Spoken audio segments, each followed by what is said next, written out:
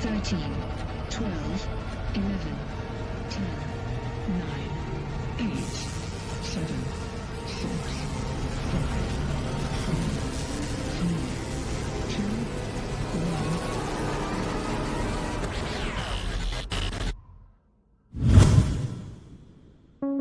1. तो दोस्तों, आपने इस तरह की फिल्मों में टाइम ट्रेवल तो देखा ही होगा, और अगर नहीं भी देखा तो आपने सुना तो जरूर होगा, क्योंकि ये टाइम ट्रेवल हम इंसानों में इतना चर्चित है कि हमें से कोई भी पास्ट में जाकर अपनी की हुई गलतियों को सुधारना चाहता है और अपने आने वाले बुरे वक्त को आने से पहले ही बदलना चाहता है।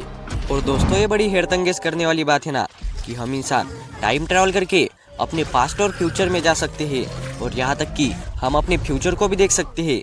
तो ऐसे में आपने कभी ना कभी तो ये सोचा ही होगा कि काश हम इंसान सच में टाइम ट्रेवल कर पाते। तो आज के इस वीडियो में हम इसी के ऊपर बात करने वाले हैं कि क्या हम इंसान सच में टाइम ट्रेवल कर सकते हैं या ये सिर्फ कहानियों में ही बताया जाता है। और साथ ही हम ये भी जानेंगे कि विज्ञान क्या कहता है इस टाइम ट्रेवल के बारे में। तो आज की वीडियो तो बहुत इंटरेस्टिंग होने वाली है, इसलिए बने रही हमारे साथ वीडियो में लास्ट तक। तो चलिए शुरू करते हैं।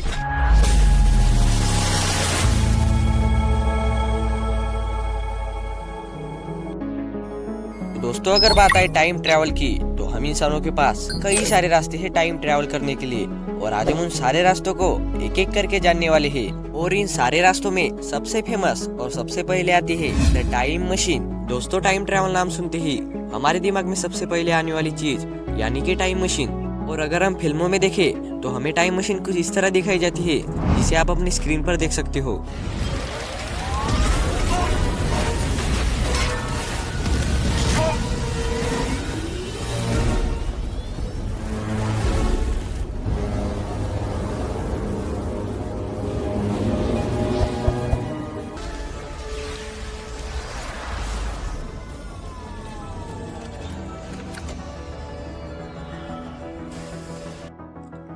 और आपको ये बात बड़ी रोमांचक लग रही होगी कि हम इंसान एक मशीन की मदद से टाइम ट्रैवल कर सकते हैं। पर अफसोस, आज तक तो हम इंसानों ने ऐसी मशीन नहीं बनाई है जिसकी मदद से हम टाइम ट्रैवल कर सके। तो अभी तो ये कहना गलत नहीं होगा कि ये टाइम मशीन सिर्फ कहानियों में ही बताई जाती है, बट अभी तो नहीं, लेकिन हम इंसान फ्यूचर में जरूर टाइम मशीन बना लेंगे। तो अब आप पूछोगे मुझसे एक सवाल कि आपको कैसे पता कि हम इंसान फ्यूचर में टाइम मशीन बना लेंगे। तो इसका जवाब तो काफी आसान है, और चलो मैं आपको आसान तरीके से समझाता हूँ। दोस्तों, अगर हम चले समय में 1 लाख साल पहले, जब हमारी धरती पर हमारे पूर्वज होमो हैबिलिस रहते थे। वो एक शिकारी थे और वो जंगलों में एक साथ रहकर शिकार करते थे, और उसी किए हुए शिकार की मदद से वो अपने हर रोज का पेट भरते थे। वो उतना विकसित नहीं हुए थे, इसलिए उनको इलेक्ट्रिसिटी नाम की कोई भी चीज पता नहीं थी, पर उन्होंने एक साथ रहकर कम्युनिकेशन करने के लिए भाषा का निर्माण जरूर किया था। और अभी आता है कहानी में मेन ट्विस्ट। अगर हम आज के इंसान उनको यानी हमारे पूर्वजों को आज के स्मार्टफोन, कार्स, एरोप्लेन इनके बारे में बताए या आज के आधुनिक युग के बारे में बताए, तो उनको हमने बताई हुई सारी बातें एक अजूबे की तरह लगती। उनको ये विश्वास नहीं होगा कि हम इंसान आगे चलकर इतना बदलने वाले हैं और इतनी आधुनिक वस्तुओं का निर्माण करने वाले हैं। और इसे आप भी इमेजिन कर सकते हो कि उनका रिएक्शन कैसा होगा। और जैसे हमारे पूर्वजों को ये विश्वास नहीं है कि हम इंसान आगे चलकर इतने एडवांस होने वाले हैं, वैसे ही हम आज के इंसानों को ये विश्वास नहीं है कि हम इंसान फ्यूचर में टाइम मशीन बना लेंगे। पर जैसे हम इंसान हमारे पूर्वजों से लेकर आज तक इतना डेवलप हो पाए हैं, वैसे ही एक दिन इतना एडवांस हो जाएंगे कि टाइम मशीन जैसी कोई चीज हमारे लिए आम बात हो जाएंगी। तो चलो, इससे तो हमें समझ आ गया कि हम इंसान फ्यूचर में टाइम मशीन बना लेंगे। तो चलिए अब चलते हैं टाइम ट्रेवल के दूसरे रास्ते की तरफ, द टाइम डायलेशन। दोस्तों, ये कहानी शुरू होती है ईयर 1905 में, जब अल्बर्ट आइंस्टाइन ने उनकी बनाई हुई theory the special theory of relativity में इस टाइम डायलेशन का जिक्र किया था। और दोस्तों, हम इस थ्योरी के ज्यादा अंदर नहीं जाएंगे, हम सिर्फ यही जानेंगे कि टाइम ट्रेवल के बारे में ये थ्योरी क्या कहती है। और रही बात इस थ्योरी की, तो हम इस थ्योरी पर डिटेल में किसी अलग वीडियो में बात करेंगे। तो चलिए चलते हैं वापस अपने विषय पर। तो दोस्तों, आइंस्टाइन ने हमें टाइम ट्रेवल करने के लिए 2 रास्ते बताए थे। पहला तो लाइट की स्पीड से ट्रेवल करना, और दूसरा यह था कि अगर हम इंसान ऐसी जगह पर जाए जहाँ की ग्रेविटी समय को धीमा करने में सक्षम हो, तो वहाँ पे हम टाइम ट्रैवल कर सकते हैं। तो पहले हम समझते हैं कि कैसे हम लाइट की स्पीड से ट्रैवल करके फ्यूचर में जा सकते हैं। तो चलो इसे हम एक एग्जांपल से समझते हैं। दोस्तों इमेजिन करो, एक राहुल नाम का लड़का एक ऐसी स्पेसशिप बना लेता है जो लाइट की स्पीड से ट्रैवल कर सकती है, और वो उस स्पेसशिप में बैठकर अंतरिक्ष में चला जाता है, और उस स्पेसशिप की मदद से वो अंतरिक्ष में पूरे 5 वर्ष लाइट की स्पीड से ट्रैवल करता है। और जब वो वापिस धरती पर आता है तो वो देखता है कि धरती पर पूरे 50 साल बीत गए थे, और इन 50 सालों में धरती पहले से काफी ज्यादा बदल गई है, और जो उसके दोस्त उसकी उम्र के थे वो पूरे 65 साल के हो गए थे। मतलब उसने अंतरिक्ष में लाइट की स्पीड से बिताए हुए 5 साल इधर धरती पर पूरे 50 साल बीत गए थे। मतलब उसने पूरे 50 वर्ष आगे फ्यूचर में ट्रैवल कर लिया है। तो इसे सुनकर आप में से कई लोग कहेंगे कि यार ऐसे ही कह दिया कि लाइट की स्पीड से ट्रैवल करने से हम फ्यूचर में जा सकते हैं। तो दोस्तों ये कोई मिस्ट्री या रहस्य नहीं है, ये सब आइंस्टाइन ने अपनी थ्योरी में प्रूव करके दिखाया है, और आज तक इस थ्योरी को कोई भी गलत साबित नहीं कर पाया है। पर फिर भी कुछ वैज्ञानिक ये मानते थे कि लाइट की स्पीड से ट्रैवल करना और उससे समय धीमा हो जाना ये सब असल जिंदगी में नहीं होता, ये हम सिर्फ थ्योरी में ही प्रूव कर सकते हैं। और कई सारे लोग इस बात को लेकर हरगिज नहीं थे, क्योंकि इस थ्योरी को गलत साबित करना यानी हमारे ब्रह्मांड के आज तक के बनाए हुए सारे नियम को गलत साबित करना ऐसा होगा। इसीलिए इस बात को प्रैक्टिकली प्रूव करने के लिए कई सारे एक्सपेरिमेंट किए गए थे, और उनमें से एक था हैपिल किटिंग एक्सपेरिमेंट।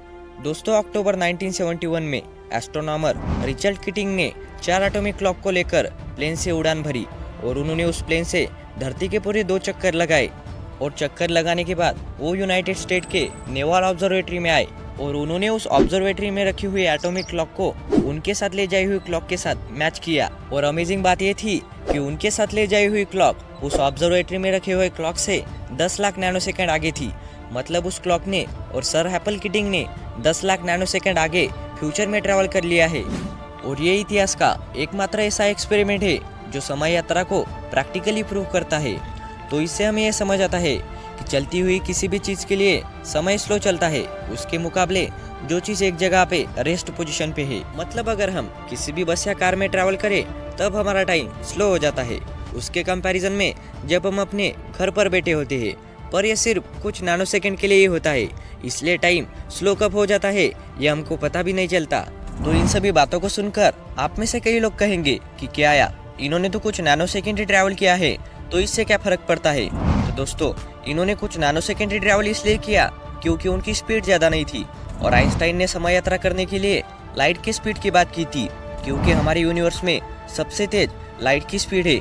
तो अगर हम फ्यूचर में यात्रा करना चाहते हैं तो बस हमें ऐसी स्पेसशिप बनानी होगी जो लाइट की स्पीड से ट्रैवल कर सके, और अगर हम उस स्पेसशिप से 5 वर्ष अंतरिक्ष में यात्रा कर पाए तो हम 50 वर्ष आगे फ्यूचर में यात्रा कर पाएंगे।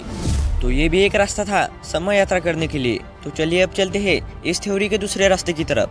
तो दोस्तों आइंस्टाइन ने हमें इस थ्योरी के दूसरे हिस्से में यानी the general theory of relativity में एक और रास्ता दिया था समय यात्रा करने के लिए, और वो था ग्रेविटेशनल टाइम डायलेशन। तो दोस्तों अगर मैं इस टाइम डायलेशन के बारे में आसान भाषा में कहूँ तो किसी भी ऑब्जेक्ट के पास जितना ज्यादा मास होगा उतनी ही ग्रेविटी उस ऑब्जेक्ट के पास होगी, और जितनी ज्यादा ग्रेविटी उस ऑब्जेक्ट के पास होगी उतना ही टाइम उस ऑब्जेक्ट के पास स्लो हो जाएगा। मतलब अगर हम एग्जांपल ले हमारी धरती और सूरज का, तो हमारी धरती के मुकाबले सूरज के पास काफी ज्यादा मास है, और इसीलिए सूरज की ग्रेविटी हमारी धरती से काफी ज्यादा है, और इसीलिए हमारी धरती के मुकाबले सूरज के पास टाइम भी स्लो चलेगा। और आपको ये बातें बड़ी इंटरेस्टिंग लग रही होगी, लेकिन ये सारी बातें बिल्कुल सच है, क्योंकि इन सारे इंसिडेंट को इंटरस्टेलर मूवी में काफी अच्छी तरीके से एक्सप्लेन किया गया है। दोस्तों इस मूवी में कूपर नाम का शख्स अपनी 10 साल की बेटी मर्फ को छोड़कर एक ब्लैक होल को चक्कर लगाने वाले प्लैनेट पर जाता है, जिसका नाम होता है मिलर्स प्लैनेट, और उस ब्लैक होल का नाम होता है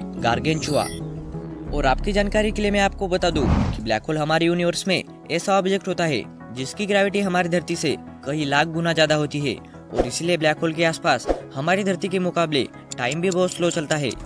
और जब कूपर उस गार्गेंचुआ ब्लैक होल के नजदीक घूमने वाले मिलर्स प्लैनेट पर 5 घंटे बिताता है, और जब वो वापस धरती पर आता है तो वो देखता है कि जो उसकी बेटी 10 साल की थी वो अब उसके बराबर की हो गई थी। मतलब वो पूरे 30 साल की हो गई थी, और कूपर ने उस ब्लैक होल के नजदीक वाले प्लैनेट पर बिताए हुए 5 घंटे धरती पर पूरे 20 साल बीत गए थे। मतलब उसने पूरे 20 साल आगे फ्यूचर के धरती पर यात्रा की है। तो इन सभी बातों से एक कंक्लूजन निकलता है कि अगर हमें ग्रेविटी की मदद से टाइम ट्रैवल करना है तो बस हमें ऐसी स्पेसशिप बनानी होगी जो कि इंटरस्टेलर मूवी में थी, और वो ब्लैक होल के नजदीक जाकर उसके हाई ग्रेविटी को सह सके। तो हम इससे भी समय यात्रा कर सकते हैं। पर दोस्तों हमें आइंस्टाइन ने बताए हुए इन दो रास्तों में एक दिक्कत तो जरूर होगी, और वो दिक्कत यह है कि हम उन रास्तों से सिर्फ फ्यूचर में ही जा सकते हैं, ना कि अपने पास्ट में। मतलब अगर हम एक बार फ्यूचर में चले गए तो हम वापस अपने प्रेजेंट में नहीं आ सकते, हमें उस फ्यूचर में ही रहना होगा, और यही इन रास्तों की सबसे बड़ी दिक्कत है। ये सब कुछ रास्ते थे समय यात्रा के बारे में, और अभी कुछ रह गया हो तो इसे हम किसी नई वीडियो में डिस्कस करेंगे। और मेरी ये उम्मीद है कि आपको इस वीडियो से कुछ ना कुछ तो जरूर सीखने को मिला होगा, इसलिए आप इस वीडियो को लाइक कर सकते हो। और अगर आपको ये वीडियो अच्छी लगी तो आप हमारे चैनल को सब्सक्राइब करके उस बेल आइकन को जरूर दबा देना, ताकि आप और इस वीडियो सबसे पहले देख सके।